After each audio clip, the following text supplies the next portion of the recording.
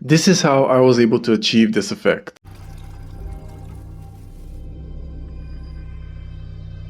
Now, it's actually quite simple. It was all done in one take, and the trick to it, so I could synchronize the actions of both characters or myself on both ends, was simply to have an audio recording of myself calling out the actions that I was doing.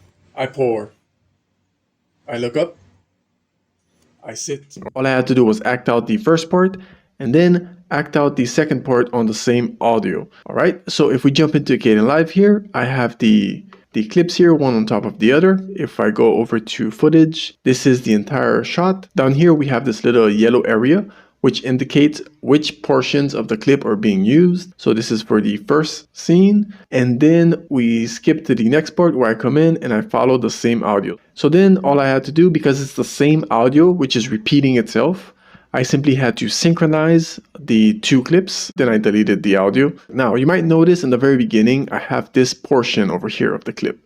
If I turn it off, it's because the chair wasn't there, so I didn't include the chair on the other side. I decided to use the same chair for both, even though we actually have two of these chairs here. But regardless, I simply had to add a still frame and rotoscope it the same. So you can see here we have the rotoscoping. If I switch from alpha to luma, you can see here what's being grabbed, a little bit of feathering, and that's really it. Next, if we jump over to sequence, I imported the graded version from the enhancer, so no grading, no color correction was done inside of Kdenlive for this one.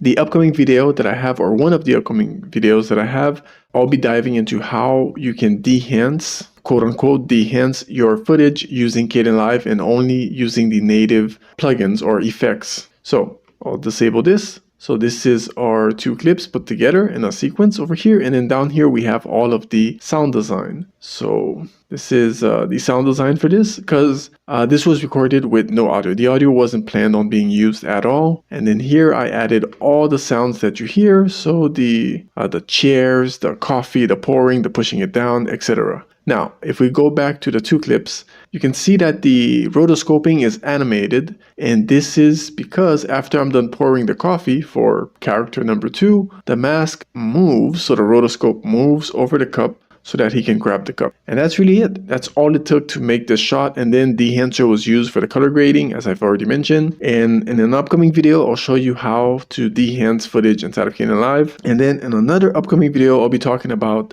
working with audio or working with sound inside of Kdenlive. I've actually been putting a lot of time and effort into really understanding how to do this inside of Kdenlive. I usually use an external DAW or Audacity. All right, well, that is it for this video.